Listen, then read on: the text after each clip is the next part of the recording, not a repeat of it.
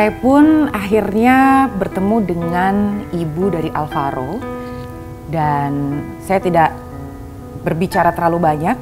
Yang saya lakukan hanyalah menyalam dan menyampaikan turut berduka cita.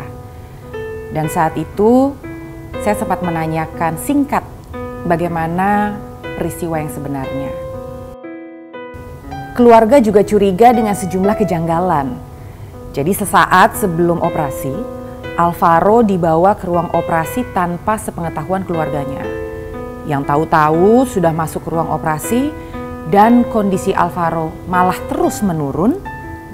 Dan bahkan hingga 2 pekan ke depan daya hidupnya mesti dibantu oleh alat-alat medis. Ibaratnya apa ya saya bilang, dari pihak rumah sakit memang sudah melakukan prosedur itu menurut mereka, tapi penglihatanku mereka hanya melakukan SOP saja. Jadi tidak melihat case per case pada setiap kejadian atau tindakan kayak gitu. Jadi memang sebelum datang, sebelum ditindak biasanya kan ada. Nah itu SOP yang paling pertama ya. Iya. Nah di situ juga kan tujuannya kan demi kebaikan anak, demi kinerjanya para tim medis gitu kan. Tapi karena itu nggak terjadi, ya hasil ya seperti ini, kacau kan. Gitu. Sempat disampaikan nggak Inang kemarin itu bahwa ini Alvaro ada sakit di kepala atau lain sebagainya gitu nggak? Untuk penjelasan hasil lab saja pun tidak ada. Oh nggak dikasih ya? Nggak ada. Bagaimana rekam jantungnya, bagaimana hasil darahnya, itu nggak dikasih tahu. Parunya itu nggak ada penjelasan sama sekali. Jadi begitu datang langsung diberi tindakan? Saya kasih hasilnya dari lab, dari laboratorium, udah. Jadi itu ibaratnya alat buat mereka. Susternya bahkan yang aku dengar bilang hasil tesnya nggak apa-apa, oke gitu. Tapi kan secara ininya kita nggak tahu.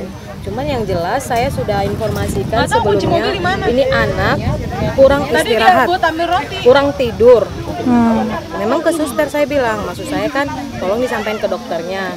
Kalau memang sekiranya ini tidak berdampak untuk tindakan dilanjutkan, kan gitu ya. Kurang tidur.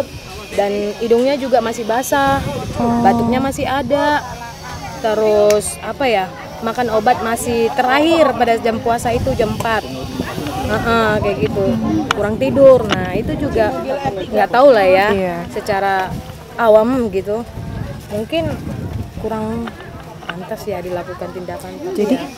Jadi Inang, kalau boleh aku tanya, Alvaro ini kan sebelumnya pasti udah mengeluhkan sakitnya. Ya, dari kapan Inang? Oke.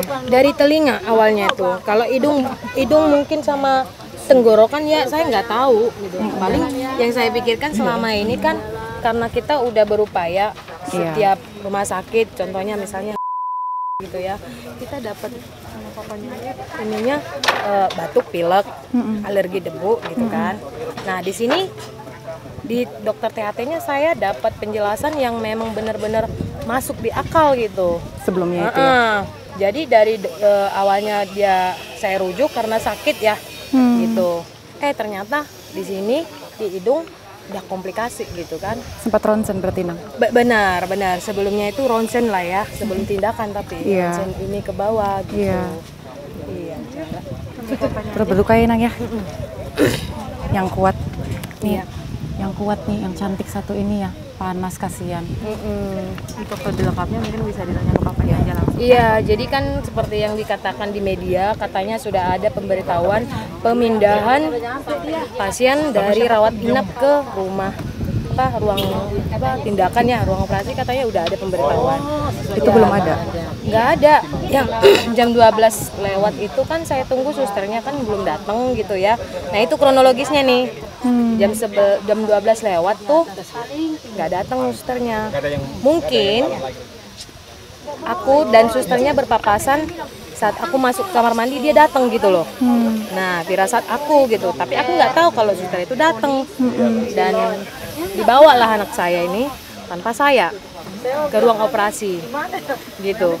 Nah nggak stop, ini mau diapain gitu. Nah jadi saya keluar selesai mandi, saya tanya anak saya tanya mbaknya saya yang jaga ini, kemana sih Paro? Udah dibawa ke rumah sakit ruang tindakan katanya kan. Wah, saya kejar. Di mana saya nggak tahu ruang operasi itu di mana gitu. Which is ya ruang bedah itu nggak tahu di mana. Jadi saya masih mencari. Bahkan saya sempat masuk ke ICU, rupanya bukan. Gitu. Nah, pas aku udah ketemu ruang tindakan itu, saya tanya, anak saya ada nggak dibawa ke sini atas nama Alvaro Darren kan gitu. Oh iya Bu, sudah masuk, tunggu saja di luar kan gitu. Nanti kita panggil lagi. Nah, menurut bayangan saya, kenapa saya nggak menerobos untuk menjumpai anak saya gitu kan? Menurut pemandangan saya, rumah sakit wajib ya sebelum dilakukannya tindakan akan ada Pemberitahuan dan ada surat-surat administrasi. bukan itu saja. Akan ada pertemuan anak atau pasien dengan keluarga. Ya, ibarat kayak pemberi penyemangat gitu kan. Ibarat memberi doa gitu kan. Memastikan anak ini rileks gitu, tenang, nggak takut gitu kan. Nah, saya tunggu itu. Ternyata feeling aku kan ke situ arahnya tadi. Ternyata tidak dilakukan demikian. Yang saya dapatkan panggilan bahwasanya anak saya sudah selesai di operasi. Gitu.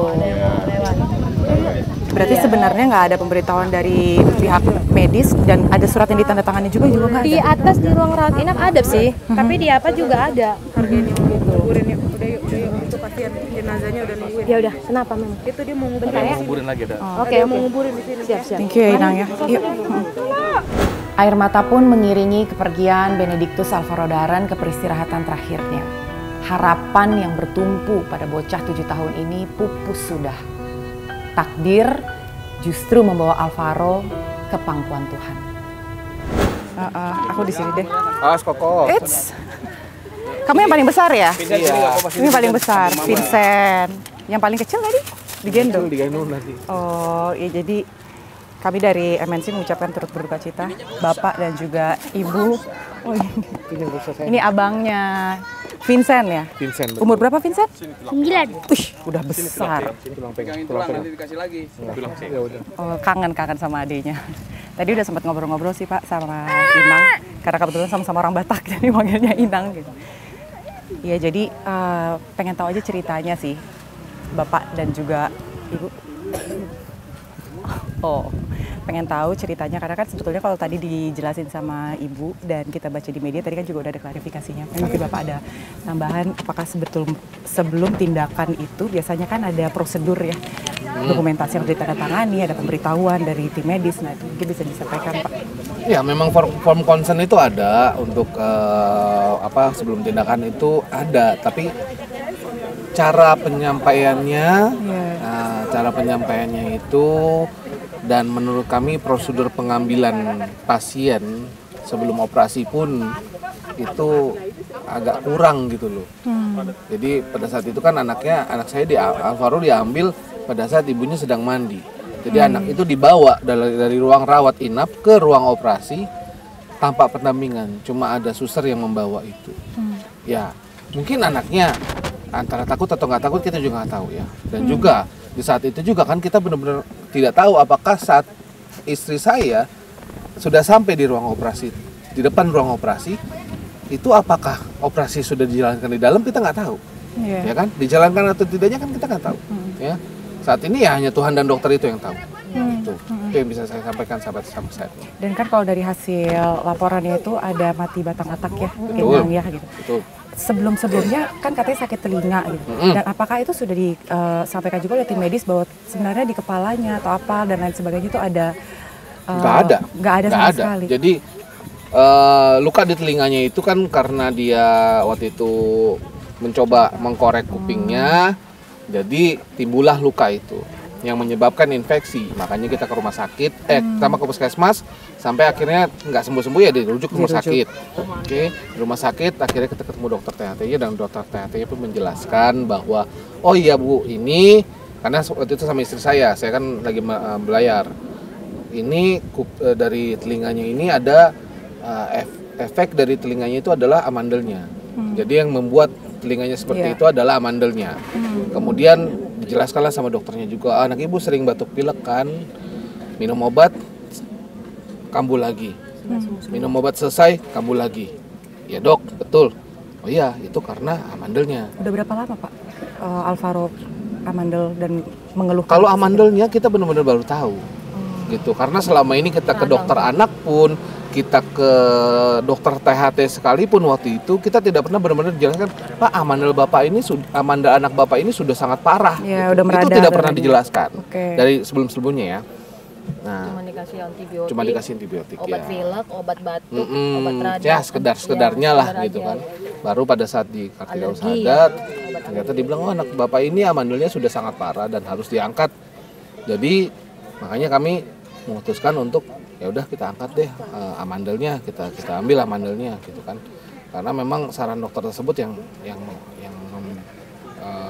bilang sama kita ini harus segera diangkat Bu, nggak bisa. Udah takutnya mempengaruhi dia tidak bisa makan, dia susah tidur segala macam. Nah, keputusan di kita sih. Iya. Tapi memang kita kan didukung dengan hasil lab ya. Hasil labnya bagus, hasil labnya sehat. Penjelasannya pada waktu itu cukup bagus sebenarnya. Di awal itu cukup bagus, tapi setelah operasi itulah ada beberapa penjelasan yang sepertinya miss, ya tidak benar-benar disampaikan. Dari kami bertanya juga tidak benar-benar terjawab. Nah, di saat itulah miss itu terjadi, gitu loh. Makanya pada saat itu kami merasa bahwa pihak rumah sakit tidak ada upaya dan usaha apapun, ya, cuma hanya mengandalkan obat dan observasi mereka. Di saat itulah kami kondisi anak saya makin mengajukan. Iya, dan akhirnya anak saya kondisinya semakin menurun. Mungkin yang media tahu dan khalayak ramai tahu, kita sudah dibantu oleh Kartika Husada untuk mencarikan rujukan. Walaupun itu prosesnya sudah saya desak sebelumnya. Saya yang mendesak itu. Saya yang bilang ke mereka, tolong carikan kami solusi. Kalian adalah tim medisnya. Kami tidak mengerti medis. Kalian yang bisa mengetahui kemana dan harus dibawa di mana dan bagaimana. Itu yang kami utarakan waktu itu. Dan pihak saat itu akhirnya Kartika Husada menyetujui hal itu dan mengikuti apa permintaan saya pada waktu itu. Karena mereka akhirnya berusaha keluar, itu juga atas saran saya. Karena saya bilang, kalian kalau masih ngikutin sistem rujukan nasional dan juga hanya telepon-telepon saja dari kantor, itu tidak akan bisa terjadi, saya bilang. Dan sistem rujukan nasional ini pun yang harus saya highlight di sini ya, karena sistem rujukan nasional itu sepertinya ya siapa yang cepat dia yang dapat, bukan berdasarkan urgensi dari tingkat penyakitnya itu, emergensi pasien itu tersebut. Gitu. Ya, sekali lagi sih kami dari pihak MNC menyayangkan dan betul-betul turut berduka cita, apalagi Alvaro masih kecil, masih 7 tahun ya. 7 tahun, betul. Masih kecil seumuran anak saya, Pak.